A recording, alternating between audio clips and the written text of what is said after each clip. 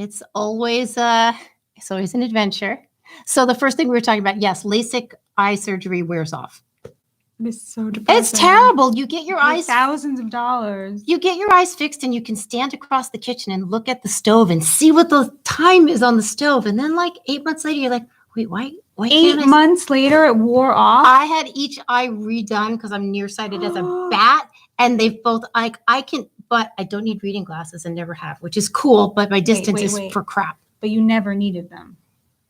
So, no, I've never needed reading glasses. So you paid for this surgery and you did it twice? No, well, let me explain. The thing is that, your eyes will have their way. Like there's like, they have a curve, and my eyes just keep wanting to go back to the curve. So what can I say? So we're here just tonight. That's what we're going to be talking about, my eyesight. So LASIK. Thank you for tuning in. In fact, that's not why we're here. We're here with Batya. I'm always get your name wrong and flop. So you tell them your name. Unlike other people, I like to hear the creative pronunciations. Batya Ungar Sargon.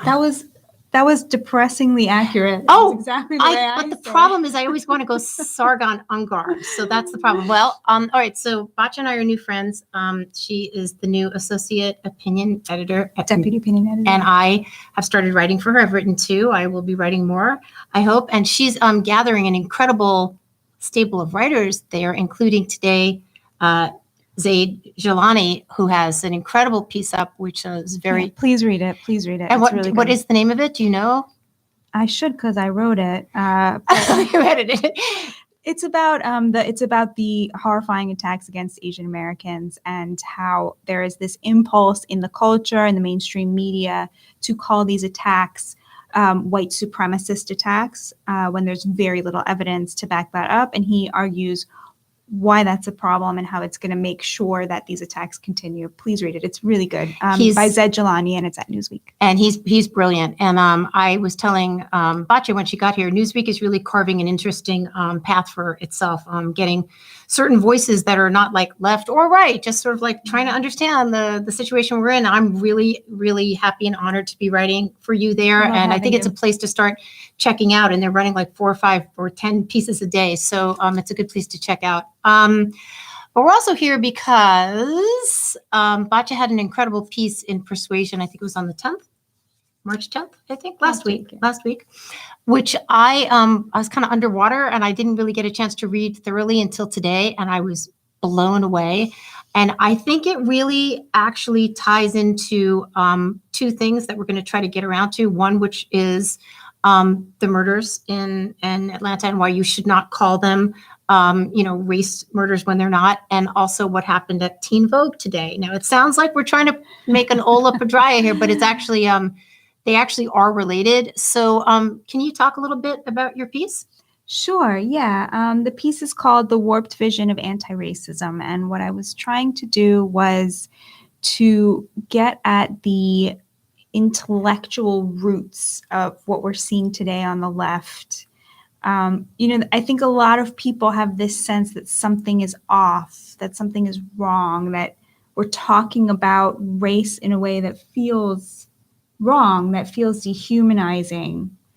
And often we think, oh, okay, well, this person is being a hypocrite or that person is being a hypocrite. But I argue it's not really hypocrisy, that there's a long history behind the way that we're talking about race today, that it really started with Hegel and then Marx and then the Frankfurt School, and then the postmodernists picked it up.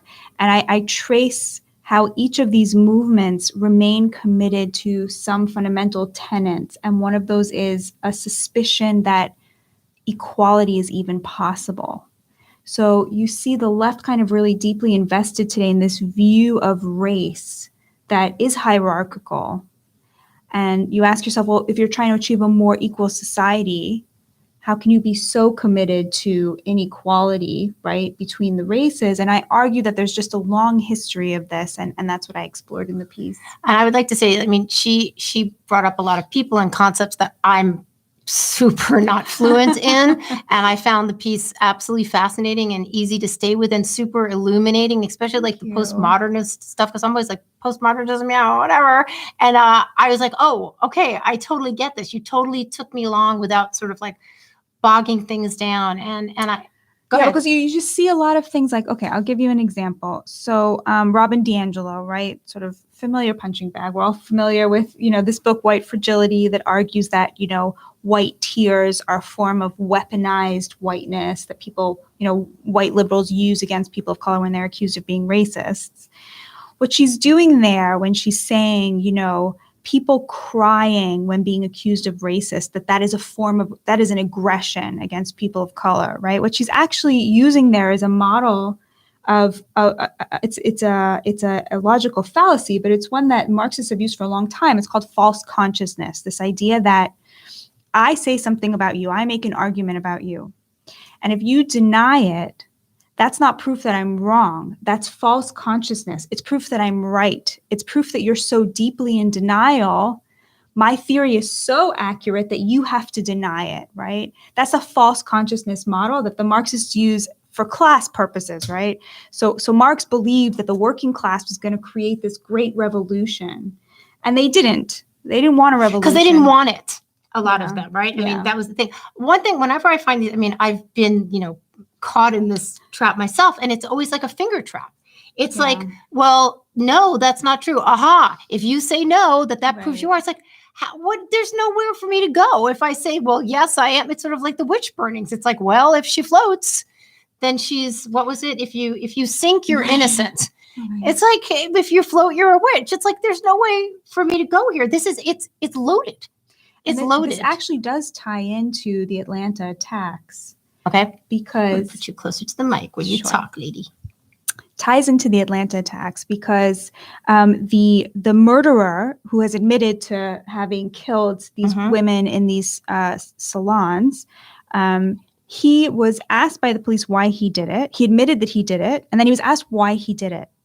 And he told them why he did it. He did it for a sick, misogynistic, sexual reason. He has a porn addiction, and he would go to these massage parlors and he would relieve himself, of his sexual urges, and that made him hate himself. And he felt that he had to eliminate the temptation, was how he put it, right? He had to eliminate that temptation. If your hand does sin, cut it off. Or murder, right. a innocent and was it, I told you before we started, it's like the minute I heard this story, which was about 30 hours ago or something, the first thing I thought was, okay, it's a dude, obviously, or not obviously, but 90% of these kind of things are committed by men. And I'm going to say logically, he's gone to a massage parlor at least once. He had a situation, whether maybe he fell in love with the gal, or maybe he decided he hated her. So this is what you were just assuming when this you is heard the news. First thing I heard. Yeah. And I was like, and maybe it's now like he's going to take his revenge either on her or on the sort of, everything in toto, and that's how he's going to get it out. It did not occur to me that it had anything to do with race. Now people are saying, well, Nancy, well, not Nancy, nobody's really talking to me about this except for you, but well, you have to understand that, since a lot of these massage parlors, at least the ones we're familiar with, are Asian women, then axiomatically it is a crime against Asian women. I'm like, no, I don't think so. I don't really think that tracks. I mean, yes, they are Asian and 6 of the victims were Asian, but I think it really has more to do with, I think it was female and sex related. Right. So do you think that it was a hate crime against women? I mean, I would say no. Does he hate all women? He didn't go to Walmart and shoot a bunch of people and women. It's very specific for him. He has a locus where this thing happened, where he hated himself, and he didn't go to McDonald's or a public school to shoot women. He went to the place where he had his experience. So is that against all women? I don't see it that way. I see it as more his own sort of problem with this situation that made him. I didn't hear about the whole hated himself. That's interesting. I didn't hear that part. Okay, so I'm going to push back on that. Sure. I don't think that's interesting because I agree with some of the criticism. Like it doesn't really matter what he. Okay, so this is the question. It comes back to your favorite question, which is, does intent matter? Does his intent matter? Like, so you're saying he didn't intend to murder women. He intended it. Well, that's not quite right. Okay. He intended to murder a certain sort of class and type of woman. He intended to murder women that worked at massage parlors, which is what he accomplished, right? So, but to my mind, that doesn't say he wants to murder all women. It says he wants to murder this class of people. I don't see, I mean, somebody asked me that today. Like, is that, I hadn't actually, I mean, of course, I've heard the word femicide because I've written about, filicide, kids being murdered. Um, that's interesting. I mean, would we say, well, if he had succeeded in this, would he have gone out and killed any woman he saw in the street? Would he have killed his mother, or would he have killed, whoever, so his neighbor? I don't see that, but maybe I'm wrong. Maybe if he was allowed to get away with it, it would be like, well, that kind of felt good. Maybe I'm going to go do it some more. So your argument is that because he only intended to kill sex workers, and sex workers are not a protected class, therefore it cannot be a hate crime because his intent did not extend to terrorizing a specific protected class. So we talked about this a little. Can you when we were in my apartment, can you explain how you described a hate crime? Yeah. So I think it's an interesting and important question. Like, how do you define what constitutes a hate crime? And I think some of the conversation around this has really gotten at this, right? So what happened was the police officer asked the murderer, was this a racially motivated crime?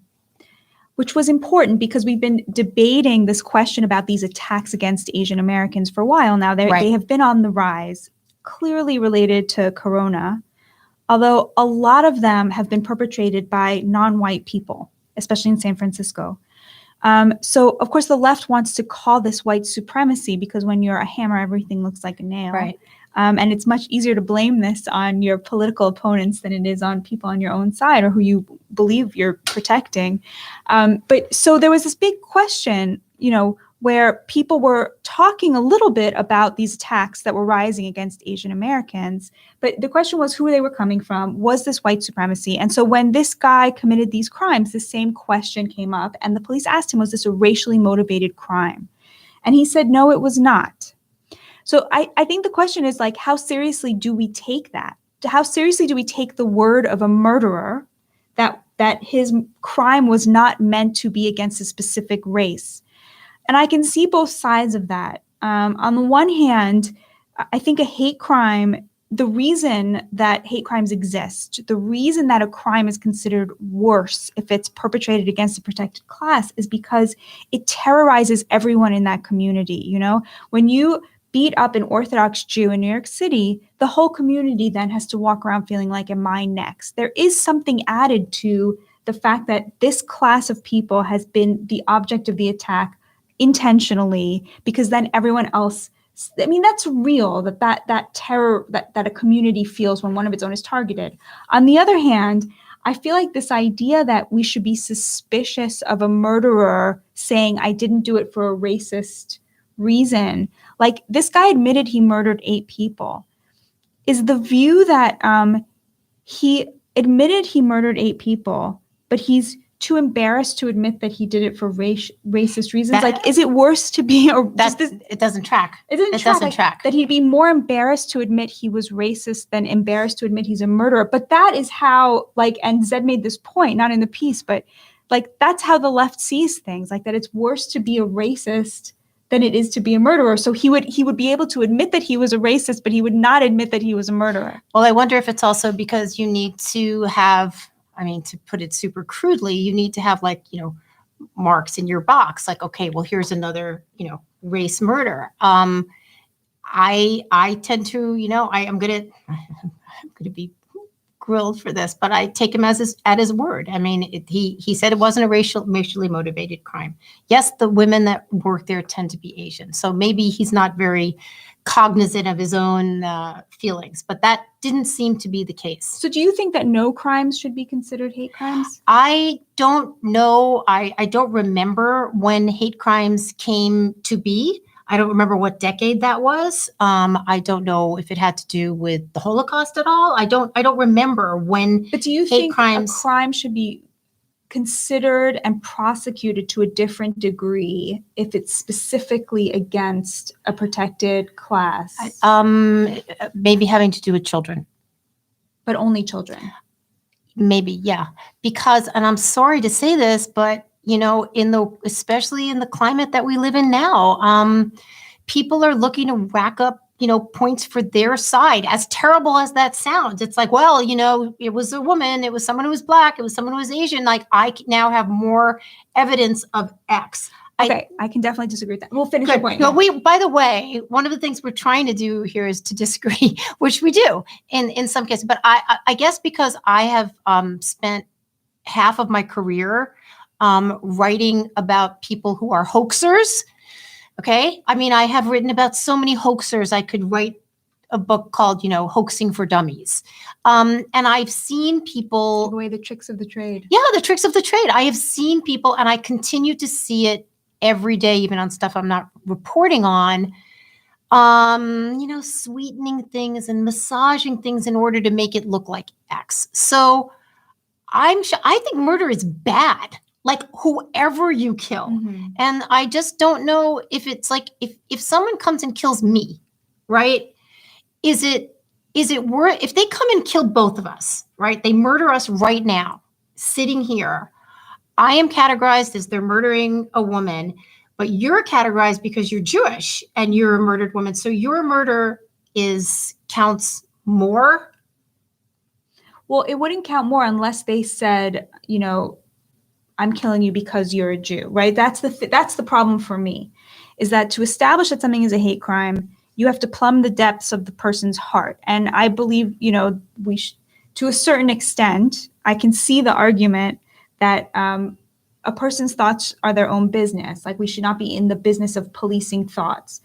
On the other hand, I do see the argument that an entire community can be terrorized by an act like that, and that should count for something in a court of law. I agree. So what I was actually alive in New York City, little girl, or not little girl, young, almost teenager, whatever, when Son of Sam was around. Okay. Oh, right. And Whoa, you remember that? I do, because I would leave the house. I had long hair, and I wasn't a teenager necking in cars, which is what he was doing, but I was going outside to play or hang out, and my mother would take me and put my hair up, because he definitely did have a target.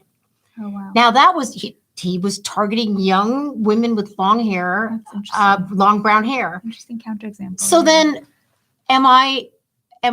he had that in mind. Am I a protected category? Because that was in his heart. I don't see it. I think it would be, he also killed their boyfriends.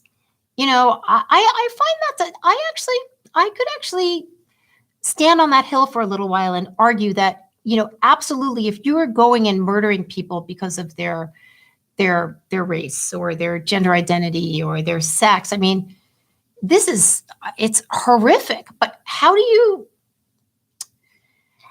gauge that life as being more valuable than stupid old me? I'm just like a whatever. First of all, you're a woman, so I'm you just, count as one of but the- I hear what you're saying. When it comes to life and death, maybe not assault, but when it comes to life and death, a life is a life, and that there is an implicit understanding, and something implicit happens when you say that a hate crime makes a murder worse or adds a charge to a murder that implicitly values one life more than another, and that is consistent with the kind of wokeness that we both. Well, think about it. I mean, let's go back to, when things were terrible for, African Americans in this country, and their deaths were not considered, whatever. It wasn't probably even considered murder if you killed someone, if you worked your slave to death or something. I mean, this is terrible. This is horrific, and that cannot stand.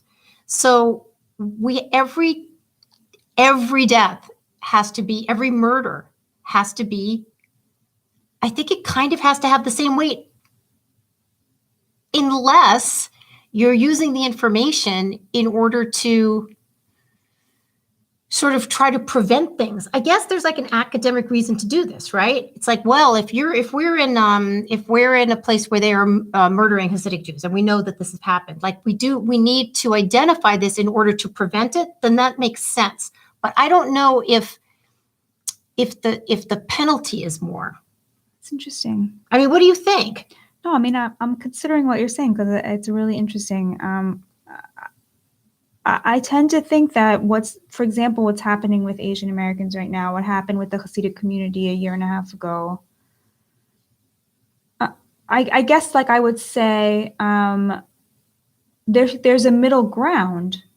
What you're saying is it's fine for law enforcement to use that information to try to prevent future attacks. Not only law enforcement, but for humans to try to start, like, I feel as like a New Yorker, let's say, if you're like, I live in Chinatown and actually have not felt that sort of tension in the air with more violence against Asian Americans. So your neighbors don't feel. No, I actually do know my neighbors, and I know, the guy downstairs, like I do know some people in the community. I haven't sensed it, but that doesn't mean anything necessarily.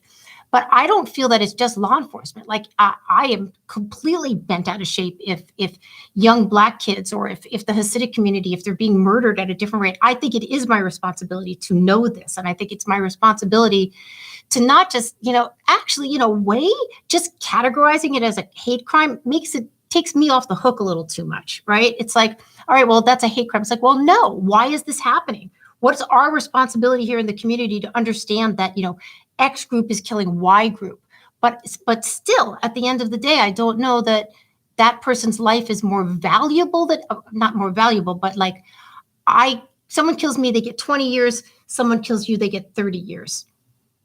I don't know. Like, Nancy, you're making a strong case. I'm so sorry. I'm making it so complicated. But what? No. I say you're making a very strong case. What are I said the last time you were here, we were going to announce this, and we haven't done it. So, can you tell us? You brought this tonight. What is it?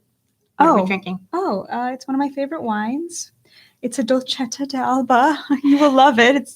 It's got a really lovely pungent nose. That's the intermission between the hate crime talk. We just thought we'd give you like a little bit of a break. Okay, so I'm going to buy this wine. It's really good. No, it's really good. And boy, did I need some wine tonight. So no, I have to say, Nancy, I'm feeling like really convinced by what you're saying. I'm going to try to mount a defense of hate crime laws, but how does a hate crime law work, Batya?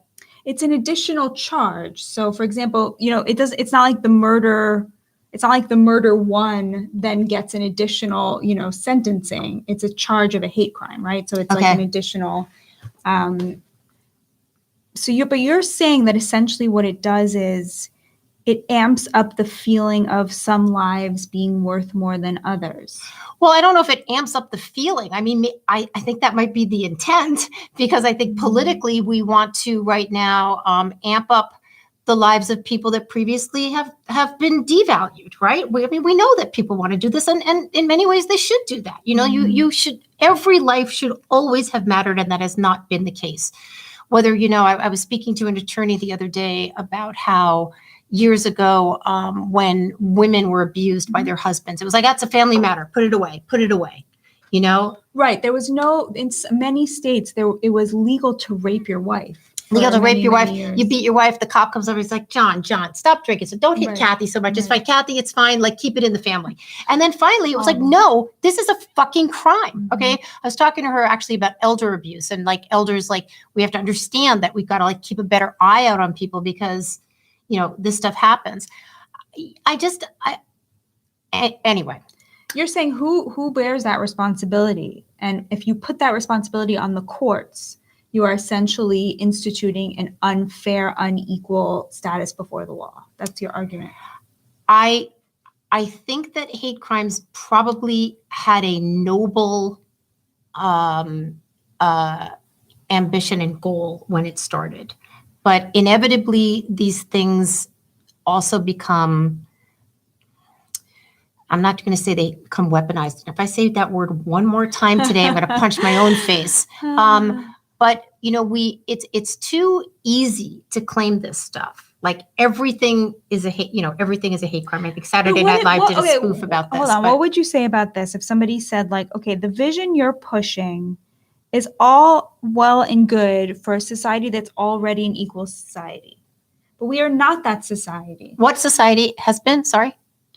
That it's all well and good to eliminate hate crime laws in a society that is already equal.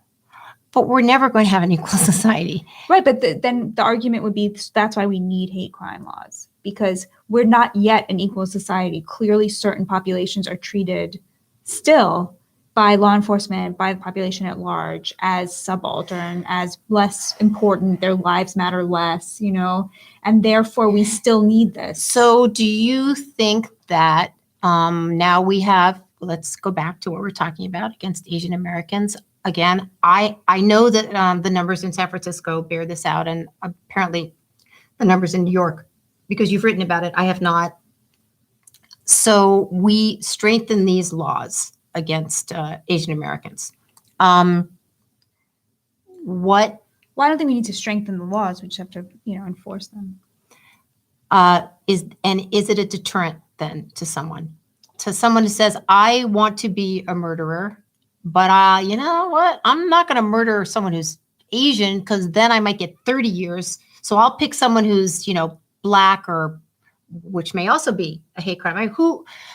I actually don't know anything about hate crime laws. I don't know the categories. I don't know who falls in it. So I'll tell you why I think that it is important. So this is something I noticed. So in 2019, there were about 100 attacks against Orthodox Jews in New York. Right. I do remember. I do. And my analysis of why that was happening was, so there's a Talmudic concept. It's called hefker. And the concept means abandoned. It comes up in arcane Jewish law, trying to determine, let's say you find a wallet in the street, are you allowed to keep it, or do you have to try to find the owner? You have to try to find the owner. Well, so the Talmud says, what does the Talmud say? Let me tell you what the Talmud says. The Talmud has a good answer. It says you have to determine if it has been abandoned or not. If it's clearly abandoned, like the person is not coming back for this. Like this has been here for 3 years. You've seen it every single day. Got it. Okay. There's no identifying features. Okay. That's called hefker. Like it's been abandoned. They clearly have no hope of finding it. Then you can keep it. If the person, there's some hope that they saw, you have to return it. And that was really the way that I understood these attacks against Orthodox Jews. There was this sense that they were hefker, that they had been abandoned by the authority and you could attack them with impunity. And people attacked them with impunity. And I believe that the same thing happened, starting with President Trump, but really escalating after he was gone, by people, in inner cities and cities where there's competition between people in the bottom, layers of society. There was a sense that these are the people you can attack with impunity. Nobody's coming to protect them. Nobody's coming to find them. They're hefker. That's kind of why. And hate crime laws are designed to counteract that abandonment by society, where we collectively designate some group of people, Hasidim, Asian Americans, as not worthy of protection. So now I'll play the devil's advocate, right? And I can also use a correlative with Native American communities. So, the Hasidic, definitely the definition of hefker is Native communities. Yeah. So, the Hasidic community is very, pretty insular, has a lot, really well takes organized, takes care of their own. It's rituals and it's just True. really kind economically as well. Enviably so. It's a really kind of tight thing. And the natives, and for people that don't know now that it matters, my daughter's dad was full blood. And so I've spent a lot of time around natives. They, on the res especially, you're pretty insular. And, on the res especially, the cops actually can't come there and take care of things because you've got tribal police. So it's almost there's a little bit of a correlation. It's so maybe it seems like the Orthodox are hefker, but it's because they're so taking care of their own, and we're not maybe we're not so welcome all the time. I really have no idea how fluid the communication between the Orthodox community and the city police are. I definitely know that in my experience, natives aren't so super down with the police from outside coming in and butting into their business. Murder is obviously a bigger deal. So Yeah, but So then interesting. who decides this? Then who decides that this is a protected class and a hate crime? Is it the community? Is it the police? Is it society? Mm. Is it the ideologues? Are it the activists that are making the decisions that you're in a protected class? Personally, only because I'm a pain in the ass, don't tell me I'm in a protected class. I do not want to be in a protected class at all. I don't want any special favors from anyone Interesting. at all. Like, So you're actually, I will kick that out. That's really interesting. So you're like, women don't need that protection anymore. I'm not saying women don't. I don't. I feel like, I think it's a double. I think that, every time you tell me that Nancy, you can't, it's You sort experience that as diminishing you. Yes, I experienced that as you telling me I'm not capable of doing shit on my own. Mhm. And fuck you. I'm Mhm. sorry. This is not new. This is like from the womb. So no, I do not want to be in a protected class. I don't. And I also wonder, if that's like a weirdly double-edged sword. Like, well, we'll protect you, but then what don't I get to do? Because you told me I'm this like protected creature over here. Like, you feel like it diminishes your agency to be treated. Oh my God. Mhm. Well, I wrote something, our favorite boy, Andrew Cuomo, who for once I did not call by his father's name. I constantly call him Mario Cuomo. He, in January 2020, I wrote a piece for Tablet, one of our favorite tablet mag online. He passed this law called the, oh God, there goes the memory, the intoxication loophole, which means, Sounds nice. that sounds kind of hot, right? Okay, the intoxication loophole. Nancy gets drunk. She goes to a bar. She meets some dude. She brings him home. She does what dudes and girls do when they go home and they're drunk. And she gets up in the morning and she's like, "Hey, what happened? What happened here? I don't really remember what happened. Oh, I think I was raped." Now he can be brought up on rape charges because she doesn't remember what happened and she was drunk. It's like, excuse me. First of all, number one, please let me fuck who I want when I'm drunk. That would be number one without having to pay the next day. Second of all, if I can't remember what happened, because that's the precis here, it's that you don't remember what happened. Okay. So I'm gonna hold on. If I I disagree with this. if I can't be trusted, if I can't be trusted to remember what happened, then how can I be trusted to know that thing happened? Also, what if he was drunk too? He can say the same thing about me. Do I want that to happen?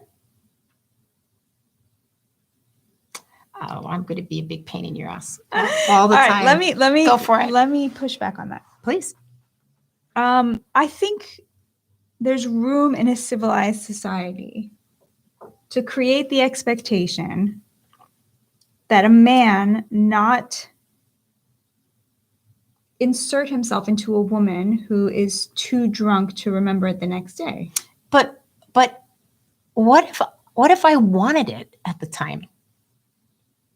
This is what I'm saying. I'm not talking. Okay, let me back up here. I am not talking about a woman who's passed out, she's behind a dumpster, whatever. She doesn't know. Please do not misunderstand me. No. I am not talking about that. You're at the drunk level where where you won't remember it tomorrow, but you're super into it right now. Or you just were drunk. Okay? It's called the intoxication loophole, right? I was intoxicated. Ergo, I should not be required to take responsibility for what happened because I was inebriated. So ergo, I can't be if I choose the next day to do it. Now, do not mistake me. This is very, very different from like some girl passes out behind a dumpster and gets raped. This is not what I'm talking about at all. This is more of I'm sorry, the way I read it and wrote about it, it was called, in my brain, regret sex, which most adults I know have experienced. You do something Mhm. that, And he didn't specify the difference between not remembering and regretting. well, he didn't use the word regret. It's just intoxication. He called it the intoxication loophole. You don't have to be passed out. Like any level of intoxication. Yeah. And it doesn't have to be the next day. Could be 5 years later. You know. I'm not sure. So again, it's this question of creating a stigma versus criminalizing something. Like, I'm not sure creating a stigma around not having sex with someone who's too intoxicated to remember it the next day is a bad thing. Now, criminalizing it is different. So the question is, where do you draw that line? Of course, that's the whole. So what exactly was the loophole? The loophole, and I don't have it in front of me, but it was sort of assuming that once you became drunk, you did no longer have to be responsible for your actions because you were drunk. Now, what I wrote was, well, okay, then one of the main things, what if you're both drunk? What if people get drunk and fall into bed. Half of us are on this planet because this happened, right? Right, but there's clearly a difference between being drunk and not being able to remember what happened. But that was not, it didn't have to do that. It's just intoxication. So let's get back a little bit for a second to certain protected classes of people, because when I wrote this article, I studied like what were the protected classes of people. The protected classes of people were children and people who have certain developmental disabilities. I without a doubt believe these people have to be put in special categories. I mean, I wrote about 2 children that were thrown off a bridge. The little boy died and drowned. And when his mother came up on murder charges, it wasn't just, a capital case. There were like 5 charges of murder. It's like, how's that happen? It's okay, because it's a child, right? And I definitely think, I think if someone is developmentally disabled, absolutely. They were categorizing people in this law, which passed,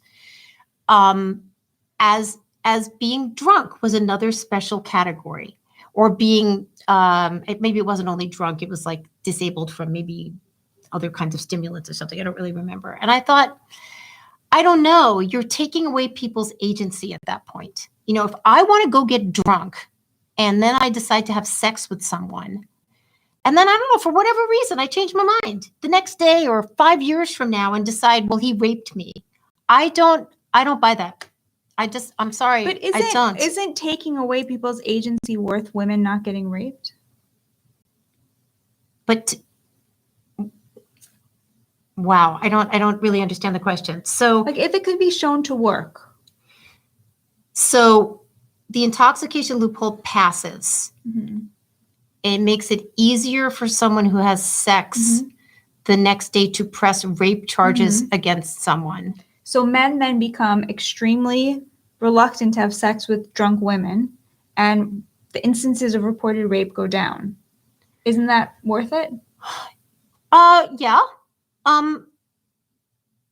But I guess, the one thing when my daughter, life's less fun, when but fewer people get raped. When my daughter, worth it? Yes, definitely. But I guess what I'm saying is that I don't know that drunk sex is always easily categorized as rape. That's the problem. It's definitely not easily categorized. It's not. It's not easy. My daughter took driver's ed, and they said, when you get drunk, what's the first thing to go? Is it balance? Is it something or other? Is it judgment? It's judgment. So we get drunk, we lose our judgment. And I personally, I want to be held responsible for losing my judgment. And if my judgment tells me that I've had, 3 Manhattans when I should have had 2, and I decide it's a good idea to have a roll in the hay, and the next day I really, really, really wished I hadn't done that, I now have an opportunity to, I don't know why I'd want to charge someone with rape, but I could. I find that troubling. But I agree with you that if people say, well, because there are total. I once was roofied. Okay, so Oh my God. I know. So, there are people that do this deliberately. I don't know how often. Do you know how often? I mean, I find it so horrible. Like, I can't believe that people would actually do this. But of course, there are people that do this to women. And yes, this should be rape. Absolutely. But I found the way that the law was written, and I can post a link to it here. I found it to be infantilizing to women. I found it to be patronizing to women. I did not find it to be helpful. Just my take. I think probably on a personal level, I too find it infantilizing and patronizing, but I feel that if one rape is prevented, that's kind of a fair price to pay. Okay, so it's a fair price to pay, me. but what about the people who are like, you're a dude and we got together and then like I decided and like that I did that, and then but it's shifting the onus, the burden onto the men to be like, to triple check that this is what she wants, to triple check that, and to stop and think like, which is not a bad thing. Is it possible that tomorrow she's going to say that she didn't want this? That is actually a good thing, and it's an interesting thing when people, these college campus, like, what are they? But I agree with you. We grew up in a much sexier time. But given that women have changed significantly and that the next generation... Wait, whoa. Now we're just getting started. What do you mean women have changed significantly? Things that we thought were normal parts of college and growing up and whatever are now considered to be like extremely traumatic. Well, to many women. But are they in fact traumatic, or is it that they've been... Let's just say that even if they're wrong to consider them traumatic, they feel traumatized. Shouldn't the social mores adjust to those feelings when the question of rape is on the table? When the question is rape is on the table, yes. But when the question of just like so there's things that like space, Gen Z girls would consider rape that you and I would consider bad sex. Okay. Like the question is, what does society do with that? Like I feel like oldies like us have to accept that the mores have shifted and we need to protect the next generation from being or feeling raped. No? Well, maybe I'm totally wrong about this. Well,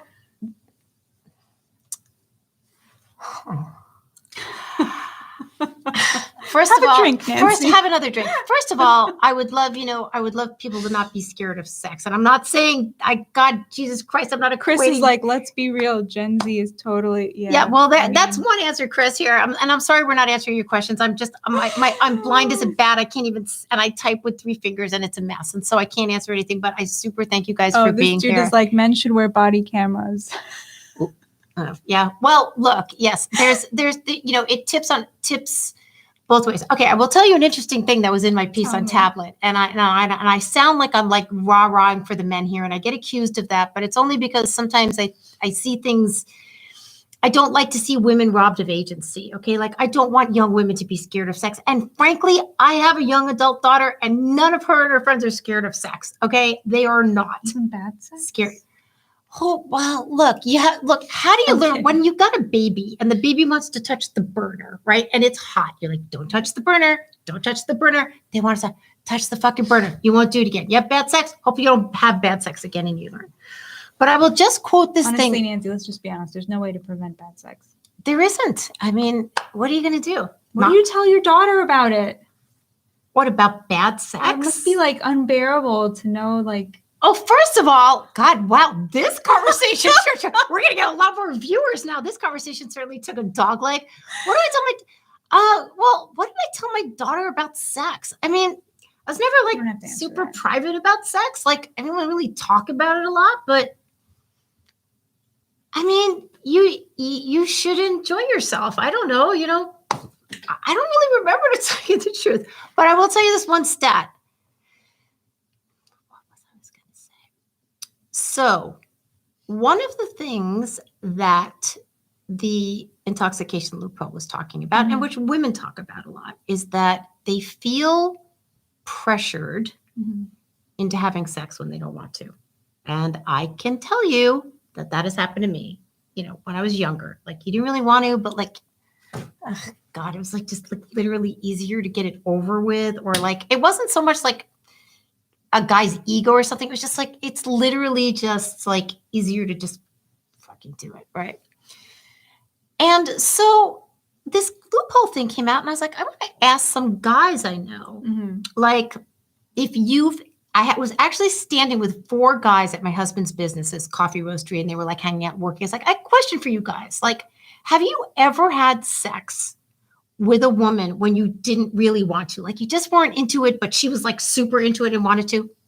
4 hands went up. Right. 4. And I was like, whoa, that was interesting, because I would assume it with women, but then it's like that the men would be pushing themselves on them. The next day I was at a bar, another 4 guys, 4 different guys. And I was like, okay, I'm going to try this again. Oh my God, all these poor men. How many of you? They're all my friends. They're my buddies, right? Hang out No, with guys. I didn't mean Yeah. to ask them. I mean, because Yeah. they're having horrible sex. So I said to them, how many of you have had sex with a woman because she really wanted to? You didn't want to, but you did it. 3 of them raised their hand, and the 4th said, is this a rhetorical question? Okay, so yes, women can certainly be raped in ways that men cannot be, or, non-gay sex. But it goes both ways. And that's all I have to say on the topic. Fair enough. Fair enough. Well, we had other things to talk about, but I think it's time for us to go have some snacks. Is that right? Guys, it's just such a ridiculous podcast tonight. But I'm really happy to be here with Batya, and I really thank you for tuning in. And we're going to try and get the tech better here at Paloma Media Studios. And please keep an eye on what you're doing at Newsweek. In all honesty, I think you guys are cutting a super interesting path that's really, really, really, really needed, because we're constantly yelling about the fact that it's either left or it's right. And like, who's just like trying to help insert some sanity here? I write for Reason. I think they really do it. But I think Newsweek is doing it now, which is super exciting. And I'm super honored to be part of it.